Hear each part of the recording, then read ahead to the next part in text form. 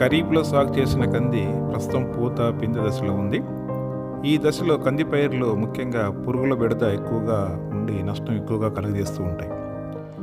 ఈ పూత దశలో ముఖ్యంగా మరుక మచ్చల పురుగు, శనగపచ్చ పురుగు, కాయిగ పురుగులు అనేది ఎక్కువగా ఆశించే నష్టం ఎక్కువగా కలుగజేస్తూ ఉంటాయి. మరుక మచ్చల పురుగు, శనగపచ్చ పురుగులను మనం పైరుపై ఈజీగా సులభంగా గుర్తించుకోవచ్చు.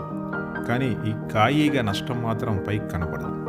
ఈ కాయిగ పిల్ల పురుగులు కాయ లోపల దాగి ఉండి ఎక్కువగా నష్టం కలుగజేస్తూ ఉంటాయి. ఈ మధ్యకాలంలో కందిలో ఈ కాయిగ అనేది చాలా ఎక్కువగా ఆశించడం జరుగుతుంది.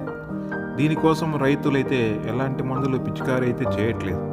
దానివల్ల ఏమవుతుందంటే చాలామంది రైతులు చాలా రకాల మందులు వాడినప్పటికీ ఈ కందిలో పుచ్చులు అనేది ఎక్కువగా రావడం జరుగుతుంది సార్ అని చెప్తుంటారు. సో దానికి ప్రధాన కారణం ఏంటంటే దీనికోసం సరైన మందులు వాడకపోవడమే ప్రధాన కారణంగా చెప్పుకోవచ్చు. సో దీనివల్ల ఏంటంటే రైతుకు చాలా నష్టంగా కలుగుతుంది. కాబట్టి సరైన సమయంలో దీన్ని నివారించకపోతే మాత్రం దిగుబడుల మీద చాలా ప్రభావం చూపేదానికి అవకాశం ఉంటుంది. కంది పంటలో ఈ కాయిగ రావడానికి ప్రధానమైన కారణాలు గమనించినట్లయితే కంది పైరు పూత దశలోను అలాగే కాయ దశలోను ఏదైనా వర్షాలు కురిసినప్పుడు, వర్షాల తర్వాత ఎండ ఎక్కువగా కాసినప్పుడు ఈ కాయిగ రావడానికి ప్రధాన కారణాలుగా చెప్పుకోవచ్చు. లక్షణాలు గమనించినట్లయితే కాయిగ ఆశించినప్పుడు నష్టం అనేది బయటికి కనిపించదు. దీనివల్ల ఏంటంటే మనకు ఈ కాయికి సంబంధించిన పిల్ల పురుగులన్నీ కూడా కందికాయ లోపలనే ఉండేసి ఆ వచ్చే గింజలంతా కూడా తినేస్తూ ఉంటాయి. మామూలుగా చూసినట్లయితే కందికాయలో 4 గింజలు ఉంటాయి. 4 గింజల్లో 2 గింజలు అనేది ఈ కాయిగ వల్ల నష్టం అనేది కలుగుతూ ఉంది. దీనికి సంబంధించిన రెక్కల పురుగు ఏం చేస్తుందంటే కందిపైరు పూత దశలోను అలాగే పూత నుంచి చిన్న పిందెలు ఏర్పడే దశలోను కందిపైరు పైన ఆశిస్తూ ఉంటుంది. ఆ దశలో వచ్చేసి లేత పిందెల పైన గుడ్లు పెట్టడము, గుడ్ల నుంచి వచ్చిన ఈ పిల్ల పురుగులు ఏం చేస్తాయంటే చిన్న చిన్న రంధ్రాలు కాయ పైన చేసేసి లోపలికి వెళ్ళిపోయి ఆ రంధ్రాలన్నీ కూడా బూడి చేయడము, లేదా కాయ పెరుగుదల దశలో ఉన్నప్పుడు ఈ రంధ్రాలన్నీ కూడా ఊడిపోవడం జరుగుతూ ఉంటుంది. తద్వారా ఏమవుతుందంటే మనకు బయటికి కనిపించదు, పురుగు ఆశించినట్టు కూడా మనకు తెలియదు. ఇలాగా చిన్న చిన్న రంధ్రాలు ఉన్న కాయలను గమనించి మనం ఒలిచి చూసినట్లయితే లోపల పిల్ల పురుగులు కనిపిస్తుంటాయి.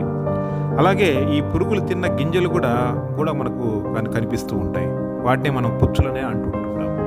సో సరైన సమయంలో మనము నివారణ చర్యలు చేపట్టకపోతే, సరైన మందుతో నివారణ చర్యలు చేపట్టకపోతే మాత్రము కందిలో మనకు పుచ్చులు ఎక్కువ వచ్చేసి దిగుబడుల మీద చాలా ప్రభావం చూపే అవకాశం ఉంటుంది. నివారణ చర్యలు గమనించినట్లయితే కంది పూత నుండి పిందె ఏర్పడే దశలో తప్పకుండా 5% వేప గింజలు కషాయం పిచికారీ చేయాలి. లేదా వేప నూనె అనేది 1500 ppm అనేది ఎకరానికి 1 లీటర్ చొప్పున మనం పిచికారీ చేసుకోవాల్సిన అవసరం ఉంటుంది. దీనివల్ల ఏమవుతుందంటే కాయిగ రెక్కల పురుగు అనేది గుడ్లు పెట్టుకోకుండా నివారించుకోవచ్చు. అలాగే పిందె ఏర్పడే దశలోను మరియు గింజ గట్టిపడే దశలోను ఈ కాయ గీగకు సంబంధించిన మందులు పిచికారీ చేసుకున్నట్లయితే నష్టాన్ని చాలా వరకు తగ్గించడానికి అవకాశం ఉంటుంది. మరి ఈ పిచికారీ చేసే మందులు గమనించినట్లయితే మోనోక్రోటోపాస్ ఎకరానికి వచ్చేసరికి 320 మిల్లీలీటర్లు, లేదా డైమిథియోయేట్ ఎకరానికి వచ్చేసరికి 400 మిల్లీలీటర్లు, లేదా ప్రొపినోపాస్ ఎకరానికి వచ్చేసరికి 400 మిల్లీలీటర్లు, లేదా థయోక్లోరోఫీడ్ ఎకరానికి వచ్చేసరికి 150 మిల్లీలీటర్లు, లేదా థయోమిథాక్సమ్ అనేది 80 గ్రాములు, లేదా లూఫెనురాన్ అనేది ఎకరానికి వచ్చేసరికి 200 మిల్లీలీటర్లు.